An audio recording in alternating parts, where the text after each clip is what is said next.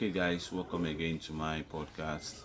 Um, we have been taking our time to inspire you or get you open your eyes to the great opportunity in the agricultural space, and also to inspire you to begin to see what you can do as an individual to begin to also be part of what is going on in agricultural space, if not for the sake of commercial purposes, but at least for the sake of you eating healthy and making sure that what you are eating in your home is healthy. And that is why we are here again. And today what I want to teach you is how to start a small farm. How to start a small farm. Remember, we've taken care of a lot of topics, and today I want to really teach you how to start a small farm. Now, most times when we hear about starting a small farm, what goes into our mind is we need to go look for somewhere to get a land. We'll get that land, maybe one plot of land, maybe half plots, maybe two plots and all that. But that is not farming. That is not really that. That is not it. When we talk about starting a small farm, whether you have just one stem of a plant, your practices is what makes you a farmer. How you can be able to explain what happened from the early stage, from the seed stage to the seedling stage to the germination stage to the fruiting stage is what matters. And also the cost implication of all these stages is also what matters, and your ability to translate that to a liquid fund is also what matters. So it is not about how many plots of land you're planting on. You understand? You could actually use your space, and one of the reasons I am doing this is to let you know that you must start something today. Now, you can use any space around you, even if you are living in a let's say living in blocks. Maybe you are living in a house where you have balcony, you are living in the second floor or third floor, whatever. I want you to know that any part of your house or any part of your balcony, whether at the other part or at the front or at the back, that you know that during the daytime shadow is not cast on that place. The sun that shines in the day gets very well on that part of your house. You are free to actually start your farming activities with that space. And I want you to know that if you have a space of, like, let's say 4 feet by 4 feet, that 4 feet by 4 feet could take about 4 bags of whatever you want to plant. You can take like 4 bags. Let's say you want to do pepper, for example. That can take like 4 bags of pepper. So you can get started with something. There is no need prolonging it. There is no need giving excuses why you have not started doing something. You could actually start right now. Okay, so what we are here to teach you is for you to start utilizing the spaces in your house. There are a lot of us that have so many space, so many little spaces in our house. This is my house. If you look by the side, you are going to see cucumber. Look by the other side, you are going to see tomatoes. This is my house, and I'm actually doing that at the back of my house. Okay, and that is where I'm teaching you this thing. So it is very important that you begin to look around your house. If you have as even small as 1 foot, 1 foot is a space that your leg can enter. That is already a space. You can do at least 1 stem of pepper. Are you getting it? But we need to start something, and what we want to achieve in that particular farm you just started, whether it's 1 stem, is a farm you just started, is that you can begin to put up your practices and begin to analyze your own farming. And one of the things we want to achieve as farmers, we want to know, between our farming, harvesting and selling, how much did you spend on a stem, and how much did you finally realize from that stem? If you can be able to do this, replicate it over and over again, try all you need to try, learn all you need to learn, practice it on it, and at the end of the day, you can beat your chest to say that, if I plant a stem of tomatoes today, or if I plant a stem of pepper today, and I will going to spend 100 naira, and after I'm done with it, I'm going to be realizing 500 naira. Now you are actually qualified farmer, and you can take the same practice to a bigger farm. You can take the same practice to a bigger farm. You understand? And before you know it, you can turn that into a commercial activity. Like, this is my cucumber, for example, and from my practices, I have known that for me to grow a stem of cucumber, I will spend an average of 300 naira.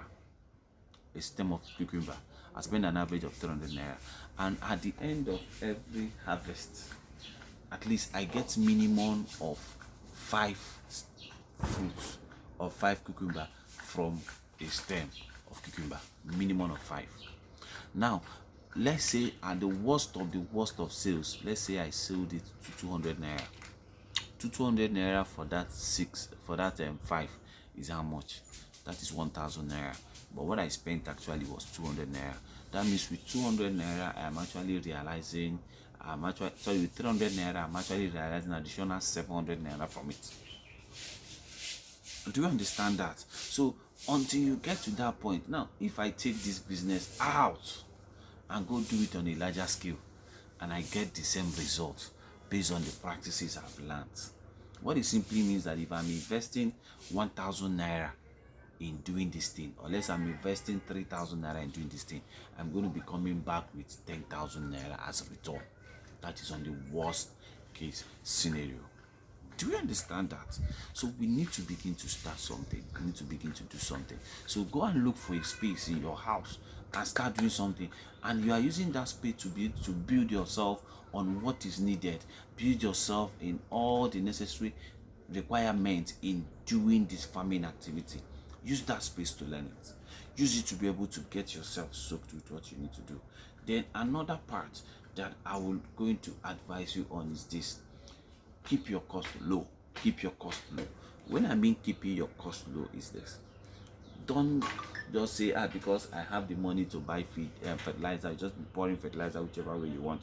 I would have advised, I will still teach us how to produce an organic fertilizer using the waste in our house. I'm still going to teach us that, but that is not what we're here for today. Now, but keep your cost low. Know when to give nutrients to your plant. I would advise you also use nutrients. And why you're using nutrients is not for anything, but it's because you want to really learn. You want to really learn, because going in commercial quantity, you may not be able to produce nutrient manure in the quantity that can serve your big farm. So you can go ahead and buy fertilizer from the market, but make sure you keep your cost low. Give it fertilizer when it ought to. Spray your pesticide when you ought to. Don't just spray it anyhow. Anytime you want, just come and spray. No, do that when you ought to. That will really help for you to be able to make sure you are doing that appropriately. So keep your cost low. So what I'm thinking now as a farmer is, how can I bring down my cost of producing cucumber from 300 to 150? While you are doing that, I'm also not talking about crop farming alone. I'm talking generally on everything. Whether you want to go into livestock, for example, you want to go into chicken breeding, you understand, want to start doing a poultry, fine. Go and construct a net, construct a cage. At least do a cage that can carry like 10 birds. Start with 10 birds. Put 10 birds. At least there's no place in your compound you cannot find space to put space that can enter 10 birds. Even if you don't want to do 10 birds, do 5. You want to do goats, go and get 2. Get 2 female that is already pregnant. Start with them. Take care of them. Do all you need to do. Learn as much as you can learn to be able to know how to take care of these things and get the results you want. And as you are doing that, remember, put cost into consideration. Always try to make your cost low. You understand? Try to find out alternative of things that you're already spending so much on that you can get cheaper based on this alternative, and it's providing the same results. Are we understanding that? So you need to be able to keep your cost low. It is very, very important that you do that. Okay, so remember, as I'm saying this, I'm not talking about crop farmers alone. I'm talking about also on livestock. Whichever one you can do until your antenna of looking out for space is on. You may not realize there's a lot of space in your house that you can actually use to start doing something. And that is what I'm here to tell you today. That is what I am here to tell you today. So, and the third part of what I'm going to be discussing with you or trying to open up to you is also the part of learning, network and learn. Now, while you are doing this, try to know what is going on. Try to understand more about that thing you are farming. If you want to go into pepper, go and start learning about pepper. Learn as much as you can. Make sure that that first term that you have, that you gave it all the best you have to give to it, that you're able to get the result that you expect to get. Then another thing is selling. When you finish planting that thing, don't consume it. Do not consume it. Sell it. You are not selling it because of anything, but you want to sell it to be able to know how much I can actually realize from this, and possibly begin to create an ecosystem. Part of these things I'm doing, at least everyone is beginning to know me as a farmer, and as everyone is beginning to know me as a farmer, I know distant time, whatever thing we are bringing on board, we already have market for it. Yes, we already have market for it. So these are part of the things. You can start creating your own ecosystem, but you can start with sell directly to end users for that little 4 stems you have. Sell it. But one thing I advise you, when you do that, don't just assume that this is what you're going to make when you start doing your stuff, because you cannot be selling direct to end users and break even. You definitely sell to retailers, people that sell this, that have food stores, sell food stuffs. You understand? You will sell to them, but their prices will always be very low. So whatever you make from an end user, divide it into 3. Assume that this is what I'm going to make if I sell this thing to retailers. That will help you to do your costing and know whether you are breaking even on your practice or whether you're not breaking even. Then for those that are into garden farming, I will advise you to begin to create compost, begin to get organic ways of farming. I will still teach us how to do organic fertilizers. I will teach you some of the organic things you can use to fight pests and diseases. I'll still teach us all that, but for now, what I want to do is to get you started in farming. So please go and start. Get a grow bag. They sell grow bag in the market. Grow bag is not expensive. It's a small amount of money. You can buy 50 for, I can't really remember how much they sell 50, but I bought one recently, but I can't remember how much I bought. But it's not expensive. You can get that for like, let's say 6,500, about 50. So you can be taking it small, be using to grow your stuff.